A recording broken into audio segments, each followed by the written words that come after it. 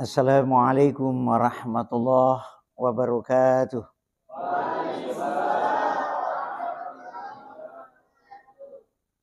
Alhamdulillahi rabbil alamin. Wassalatu wassalamu ala asyrafil anbiya wal mursalin wa alihi wa sahbihi ajma'in, amma ba'd. Wa qala Allah ta'ala fil Qur'anil Karim, a'udzu billahi minasy syaithanir rajim. Wa dzakir fa inna dzikra tanfa'ul mu'minin. Shadaqallahul azim. Dan sering-seringlah kamu saling mengingatkan. Wa dzakir. Kita diminta supaya sering-sering saling mengingatkan. Fa inna dzikra, karena sesungguhnya peringatan itu bermanfaat bagi orang-orang beriman. Alhamdulillah, Bapak Ibu, tomatua selesura selengkeh hadire, terutama anak-anakku santri, anak-anak muda, ya remaja, generasi milenial, Gen Z, bahkan sekarang ada namanya generasi Alpha yang lahir tahun 2010 sampai saat ini. Tentu semuanya kalian adalah generasi yang luar biasa. Malam Ahad seperti ini biasanya orang keluar dari rumah. Tidak menuju masjid tapi mungkin pergi ke tempat-tempat rekreasi. Untuk mungkin bersenang-senang, dia tidak sholat tetapi dia bersenda gurau, tertawa. Ya, dan macam-macam yang mereka lakukan. Tapi kalian alhamdulillah, kalian digerakkan hati kalian dari dulu sampai hari ini. Terutama Bapak Ibu yang telah mendorong anak-anaknya, mengajak bisa hadir sama-sama di tempat seperti ini. Masjid inilah tempat yang sangat jauh dan berat didatangi. Ada orang mengatakan bahwa masjid itu adalah tempat yang paling jauh dan berat didatangi. Padahal banyak orang bisa sampai ke luar negeri menuntut ilmu, bisa ke Jepang, ya, sampai ke Australia, bahkan sampai ke Amerika yang sangat jauh, dia bisa pergi ke sana, melanglang buana untuk menuntut ilmu. Ternyata masjid dekat rumahnya itu sulit dia datangi. Kenapa begitu? Hati mereka belum terbuka. Itulah sebabnya mengapa agama ini harus selalu disiarkan. Agama ini selalu harus disampaikan. Para orang tua baik mubalik maupun bukan. Baik ustadz maupun bukan. Ustazah atau bukan ustazah. Pokoknya harus selalu kita menyampaikan. Wa dzakir. Sering mengingatkan. Karena kita ini manusia suka lupa. Gampang lupa. Apalagi kita ini yang namanya manusia. Gampang dengan situasi seperti sekarang. Kita dipengaruhi. Ya, banyak bisa membuat kita jadi senang tanpa harus pergi ke masjid. Dia bisa senang dengan HP-nya. Dia bisa senang dengan TV-nya. Apalagi kalau dia sudah bisa ya di dunia maya dengan berbagai pendekatan, berbagai jalur. Bisa Instagram-nya, bisa Facebook-nya, bisa WA-nya yang paling umum dan sebagainya. Semua itu bisa membuat mereka jadi senang. Tinggal di rumah. Ya, tanpa dia angkat kakinya menuju masjid. Tapi alhamdulillah di tempat ini anak-anak muda kita, anak-anak kita, para penghafal Al-Quran, ibu-ibu, anak-anakku generasi muda, yang gadis-gadis juga menyempatkan diri hadir di sini. Bukan, saya yakin bukan cuma pengajian ini, tapi setiap waktu datang di tempat ini. Tempat ini juga menarik yang namanya sarang lebah. Ya. Lebah itu satu makhluk Allah yang dibicarakan dalam Al-Quran. Dia punya sifat yang luar biasa. Lebah itu mirip sifatnya orang Islam. Lebah itu selalu saja mencari yang manis-manis. Kemudian dia juga memberi manis. Dia mencari kembang yang bisa dia makan, lalu dia mengeluarkan yang manis. Orang Islam begitu, ucapannya manis.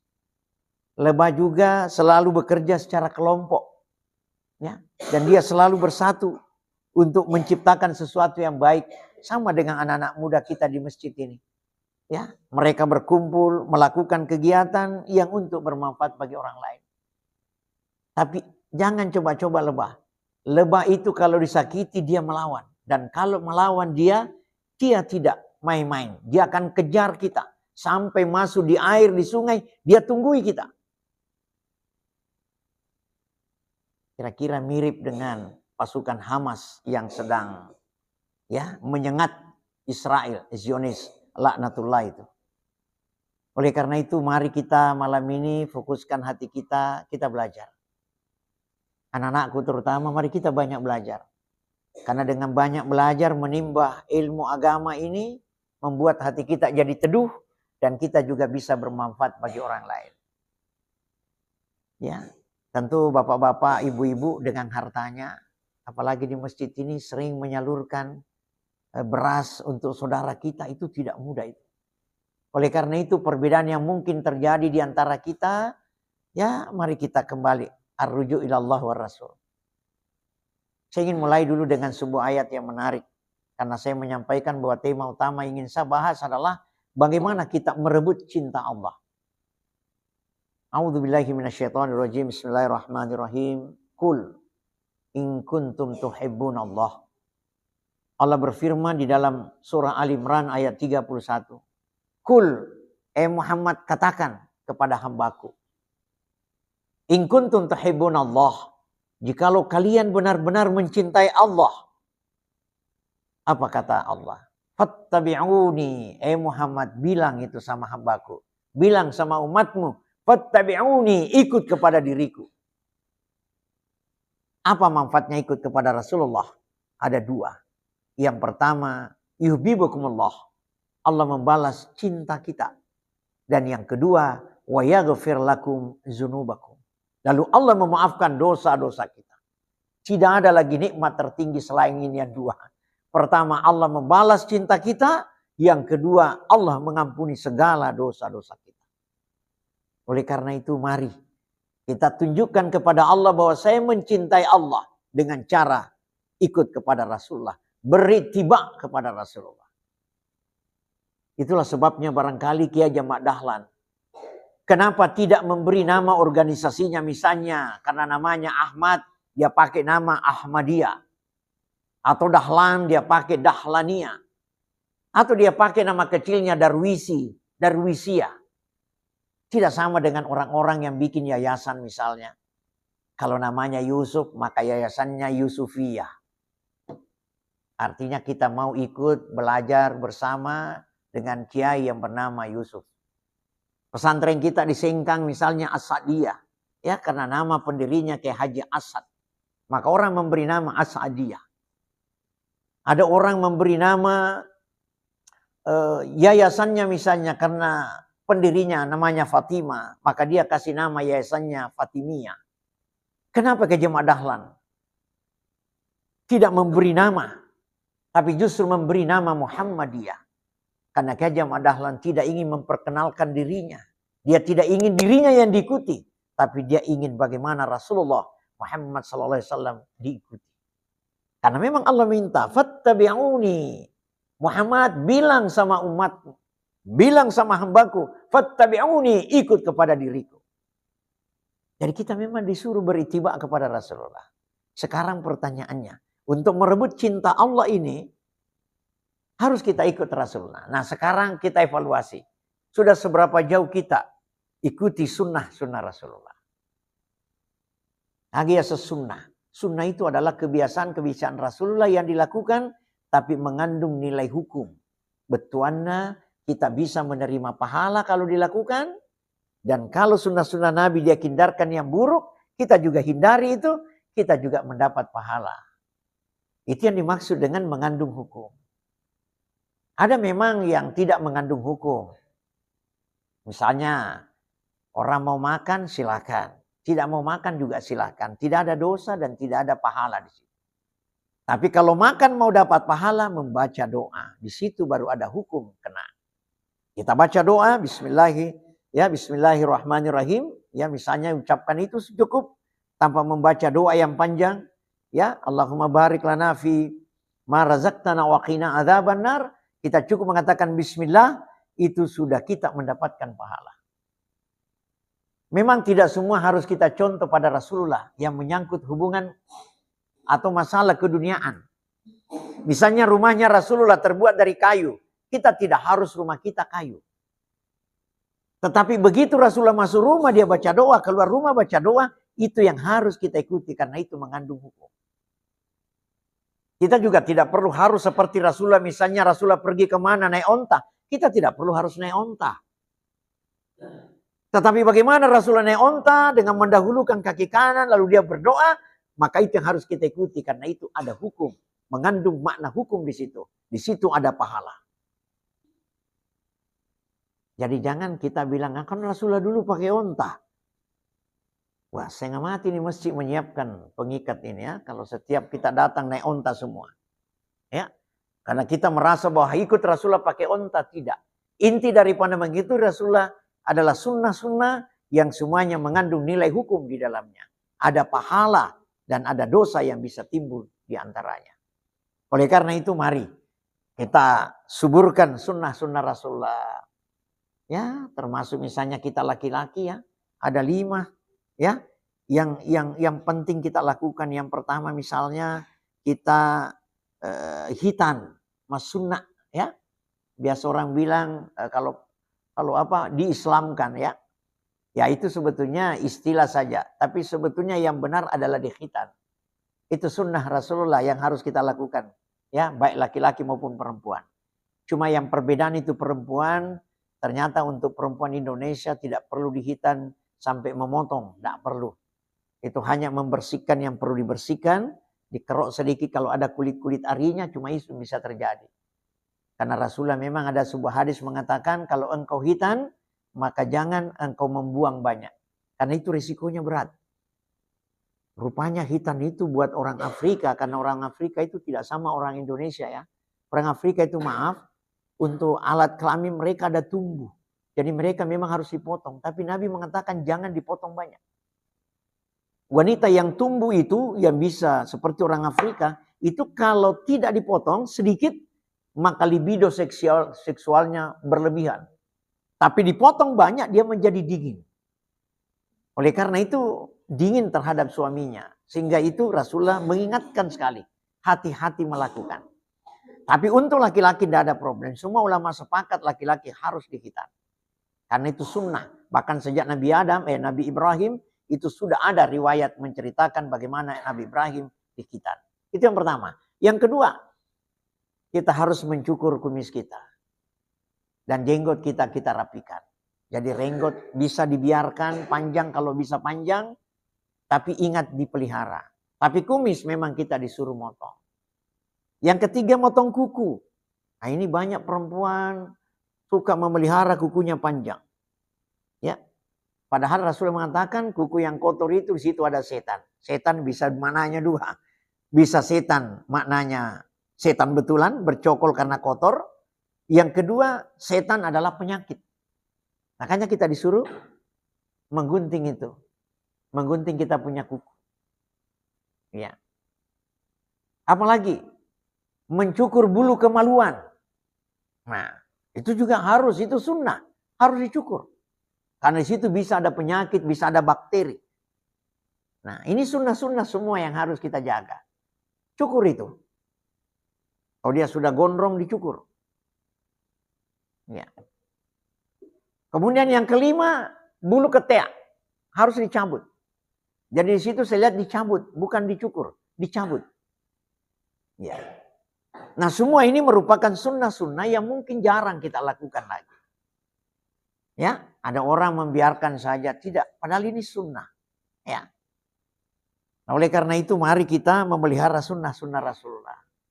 Apa saja dilakukan Rasulullah kalau baik harus dengan kanan.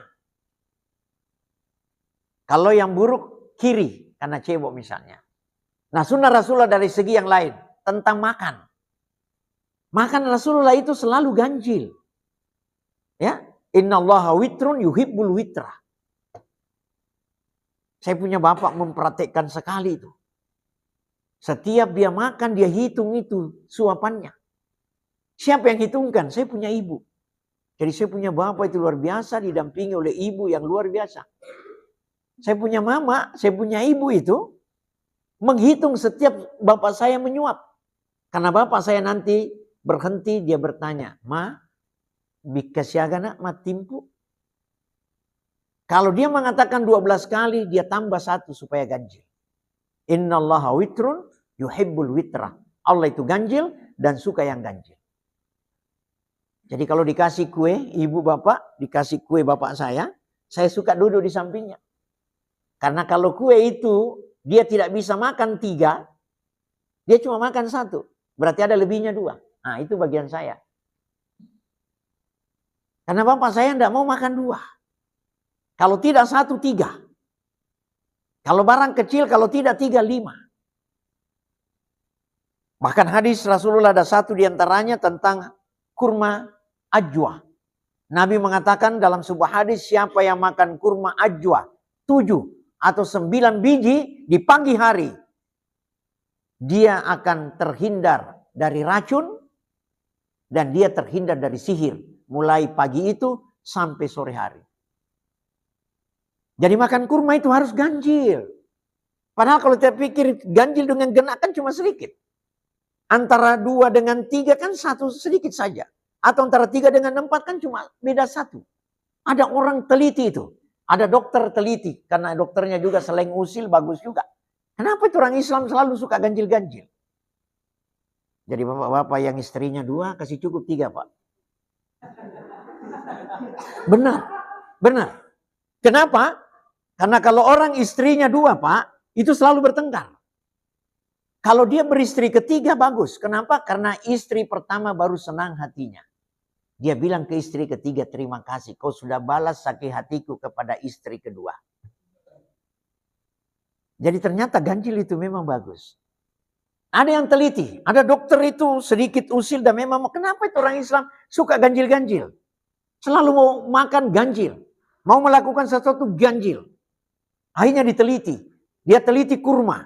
Ternyata kurma kalau dimakan genap 2 atau 4 atau 6 atau 8 atau 10 pokoknya genap itu menaikkan glukosa ya glukosa kita.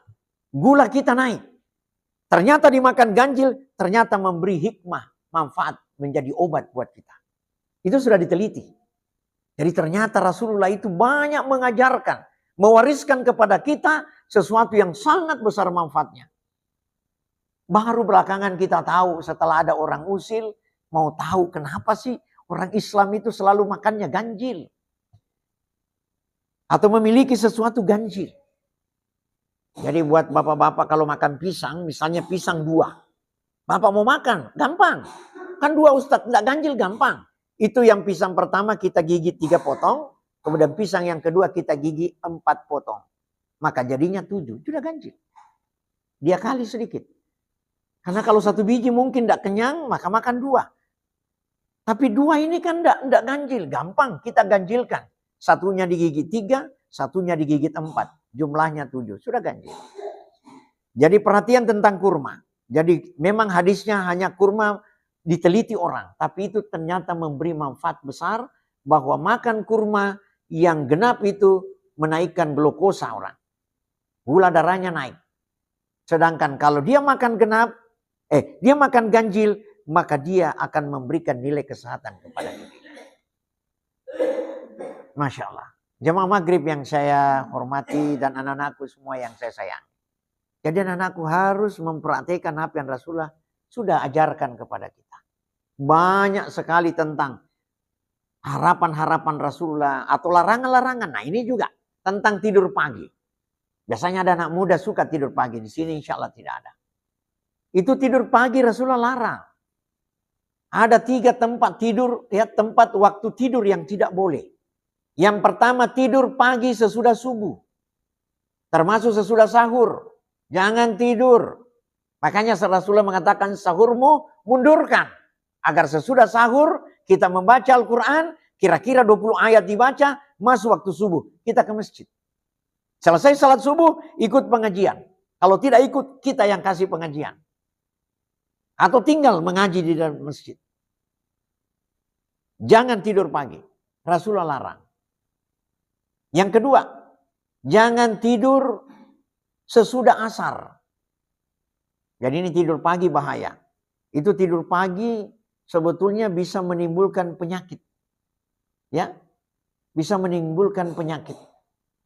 Kemudian yang saya ingat kalau sudah asar, apalagi menjelang maghrib tidur, itu penyakit yang bisa ditimbulkan penyakit gila. Bisa orang gila kalau suka tidur sore. Coba lihat orang yang tidur pagi, tidak bersemangat. Bangun dia loyo, lemah, dalek nama kurang. Ya, jadi orang tidur pagi itu kurang rezekinya. Kenapa? Orang semuanya pergi kerja, dia tidur. Orang semuanya pergi sekolah belajar, dia tidur. Orang semuanya menghafal Al-Quran, dia tidur. Jangan tidur. Kalau mau tidur yang baik menurut Rasulullah, tidur sebelum duhur. Kira-kira sesudah salat duha, jam-jam 11 atau setengah 11, silakan tidur setengah jam. Kemudian mandi, baru pergi salat duhur. Dan ingat, tidur siang itu penting. Ya, jadi tidur yang dianjurkan boleh sesudah siang. Tapi ingat, secara medis harus 2 jam sesudah makan baru tidur. Karena memang tidur juga tidak perlu banyak kalau tidur siang. Paling tidak 45 menit. Ini penelitian di Jepang. Di Jepang diteliti bahwa tidur siang sangat penting. Tapi tidak boleh lebih dari 45 menit. 45 menit, jangan lebih. Jadi kalau kita makan jam 12 atau lewat setengah 1 lah, kita makan sudah salat duhur, maka sebaiknya kita bisa tidur setengah 3. Setengah 3 kita tidur, setengah jam, jam 3 kita bangun, kita segar, siap menuju masjid. Setengah jam. Karena tertinggi 45 menit. Ini hasil penelitian. Jadi tidur siang bagus. Yang tidak bagus tidur sesudah asar. Apalagi yang tidak boleh tidur. Antara maghrib isya. Tidak boleh tidur. Dilarang Rasulullah. Jadi tidur sudah subuh dilarang. Tidur sesudah asar dilarang. Tidur sesudah maghrib dilarang. Kalau kita lakukan itu, artinya hindari itu, kita hindari tidur pagi, hindari tidur sesudah asar, hindari tidur antara maghrib, isya. Kita sehat. Tapi kalau suka tidur-tidur di antara yang 3 tadi itu, jangan. Itulah sebabnya ada juga hadis Nabi, ada 3 tempat kita tidak boleh menguburkan mayat dan tidak boleh salat di situ. Ya, yang mana itu? Ketika pas matahari terbit. Jadi makanya orang tidur itu harus bangun jam 4. Jangan nanti pagi tidur. Matahari naik itu tidak bagus tidur. Itu dilarang. Ya, Rasulullah larang dalam hadis. Yang kedua, tidur pas matahari di ubung-ubung. Artinya pas belum tergelincir, belum duhur.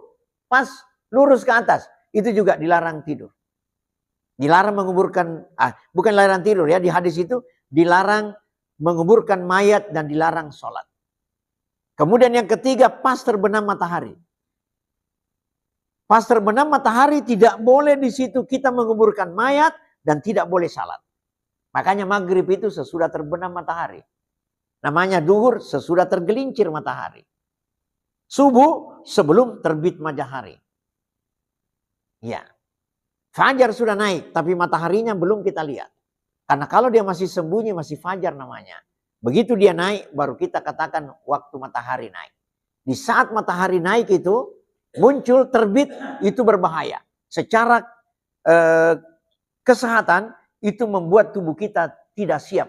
Andaikan pada waktu itu 3-3-nya kita tidur pada saat itu matahari terbit, pas matahari di atas ubung-ubung dan pas matahari terbenam, kita tidur dan ada penyakit yang menyebar semacam virus, maka tubuh kita tidak kuat untuk menolaknya. Tidak bisa melawan. Imun kita menjadi lemah. Oleh karena itu Islam mengajarkan kita sangat indah. Sangat indah. Jadi rahasia-rahasia ini belakangan baru terungkap bahwa ternyata betul. Bisa menimbulkan penyakit gila itu kalau orang suka tidur sore. Ya, jadi banyak hal yang sesungguhnya bermanfaat bagi kita kalau mengikuti sunnah Rasulullah. Apalagi kalau salat. Wah, banyak sekali rahasia yang Allah simpan dalam salat. Kenapa Nabi juga dan Rasulullah dengan Allah meminta kita salat malam. Ternyata salat malam itu luar biasa manfaatnya. Selain kita dapatkan pahala. Bahkan dalam Al-Quran diingatkan kita. A'udzubillahi minasyaitonirrajim. Bismillahirrahmanirrahim. Wa minal laili fatahajjad bihi nafilatan lak. Asa ayyab'atsaka rabbuka maqaman mahmuda.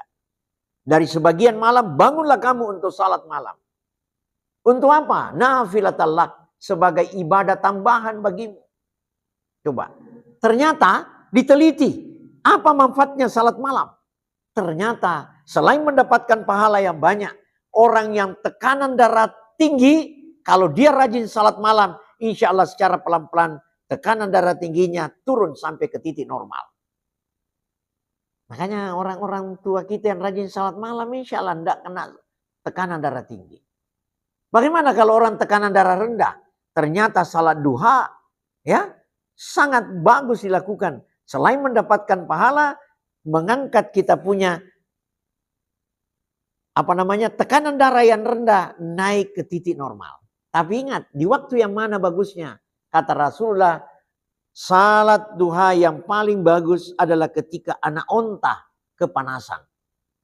Artinya anak onta di zaman Rasulullah itu kalau dia baring di padang pasir, nanti kira-kira jam 9 lewat atau menjelang jam 10 sudah mulai panas pasirnya. Maka mulai anak onta itu gelisah, berdiri dia. Di waktu itu baiknya kita pergi salat duha. Ternyata diteliti. Orang berudu ketika matahari naik sekitar jam 9, jam 10. Kita mengambil air wudu. Orang yang tekanan rendah tadi dengan panas yang ada. Dengan mengambil air wudu. Itu mengangkat dia punya tekanan darah rendah naik ke titik normal. Oleh karena itu salat duha bisa mengangkat. Jadi ada manfaat lain yang Allah berikan kepada kita. Ini bonus buat kita. Yang inti adalah menghambakan diri kepada Allah dengan memperoleh pahala. Ada bonus tambahan. Yaitu dengan kesehatan. Makanya banyak ulama-ulama kita sehat. Padahal makanannya juga tidak sama dengan orang kaya. Orang kaya justru makanannya banyak. Tapi ada dia lupa. Ada sunnah Nabi dia lupa. Nabi mengatakan, nahnu qaumun la na'kula hatta nayu' wa idza akalna lan nashba. Kita ini adalah satu kaum yang tidak makan kecuali lapar. Jadi waktu makan yang bagus nanti kita lapar. Wa idza akalna, dan kalau kita sudah makan lan nashba, kita tidak merasa kekenyangan. Artinya berhenti sebelum kenyang betul. Kalau sudah terasa terpenuhi kebutuhan, berhentilah. Karena kalau orang makan banyak, masalah besar. Karena ternyata perut ini kita adalah gudang penyakit. Perut itu gudang penyakit. Kalau orang banyak makan itu sebetulnya berbahaya.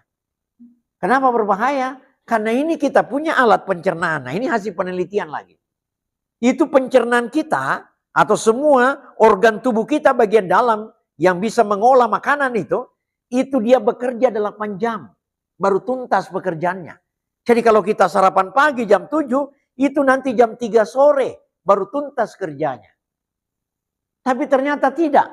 Jam 10 kita sudah makan lagi. Belanja di sekolah, belanja di kampus, belanja di mana, kita makan lagi. Berarti kalau jam 10 kita berhitung lagi 8 jam. Berarti maghrib baru selesai tugasnya.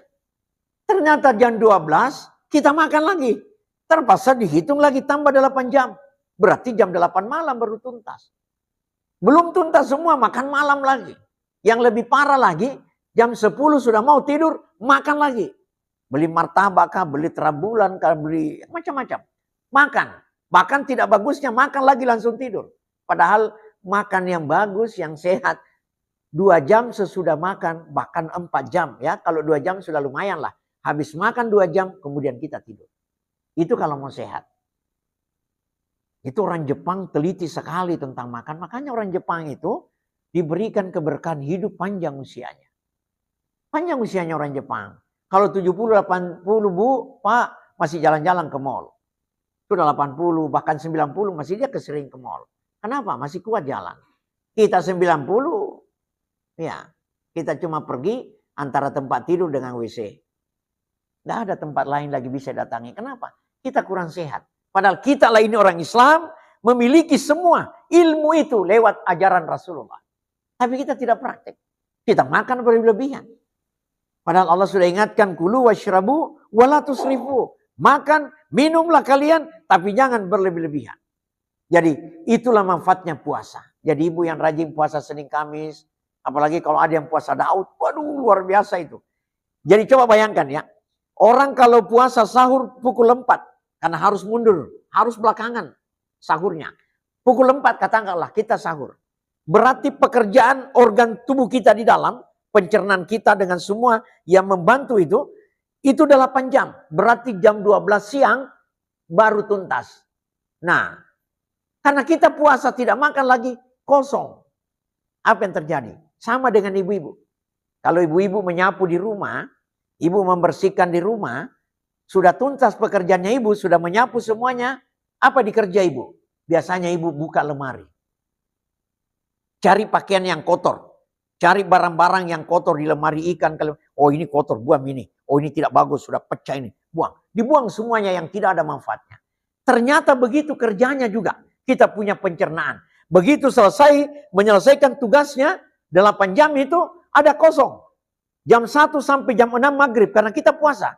Tidak ada pekerjaannya, kosong. Apa yang dilakukan? Mengeluarkan toksin-toksin. Racun-racun dalam tubuh kita, dia keluarkan. Napas sumana ngeru dengan menjadi lasa. Itu sel-sel kita yang mati, dia keluarkan. Kemudian dia melahirkan sel yang baru, yang lebih sehat. Makanya orang berpuasa itu sehat sekali. Jadi dia berpuasa 8 jam itu selesai tugasnya sampai duhur. Kemudian duhur itu sampai maghrib. Tugasnya mengeluarkan toksin-toksin yang semacam racun yang berbahaya pada tubuh kita. Makanya orang puasa itu luar biasa itu. Selain dapat pahala, dia diberikan kesehatan dan kebugaran. Makanya ibu-ibu yang rajin puasa Senin Kamis, ya, apalagi puasa Daud, ya ada saya punya kakak puasa Daud itu, tadinya badannya besar, dia puasa Daud ternyata ya agak berkurang timbangannya dan alhamdulillah tidak sakit-sakit lagi.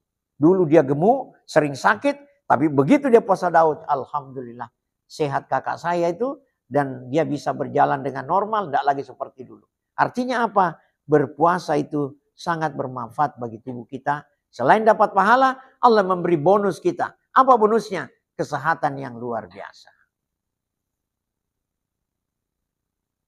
Saya kira sampai di sini dulu karena saya dengar bunyi masjid luar sudah masuk waktu Isya. Tapi Bapak Ibu, ya teman-teman lebih selengkai hadirin, terutama anakku, mari nak kita suburkan sunnah-sunnah Rasulullah. Apa yang Rasulullah sampaikan di hadis yang bagus kita lakukan, mari kita cobakan. Kita dapat nikmat yang banyak, barakah kehidupan kita, dan kita diberi kesehatan yang luar biasa.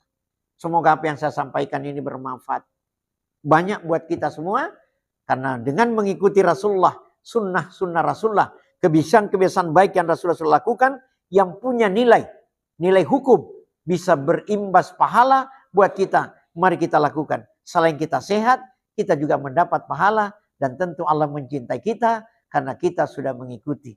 Qul in kuntum tuhibbunallah fattabi'uni yuhibbukumullah wa yaghfir lakum dzunubakum. Innallaha ghafurur rahim. Karena Allah itu sesungguhnya Dia Maha Pengampun dan Maha Penyayang. Saya kira itulah yang saya bisa sampaikan. Sekali lagi mohon maaf andaikan ada yang kurang atau ada silap dari ucapan saya. Tapi saya berharap apa yang kita bahas kali ini, terutama anak-anakku, mari nak, sebagai generasi pelanjut yang bisa menegakkan agama ini, mempertahankan dengan keistiqamahan kalian. Ya, karena negara kita ini bukan saja hari ini, ke depan dan seterusnya itu berada di tangan kalian. Oleh karena itu, mari selalu kita bersatu, selalu kita mempertahankan kebaikan dan selalu kita melakukan sunnah-sunnah Rasul. Saya kira demikian. Terima kasih. Nasrun minallah wa fathun qarib wa basyiril mu'minin. Assalamualaikum warahmatullahi wabarakatuh.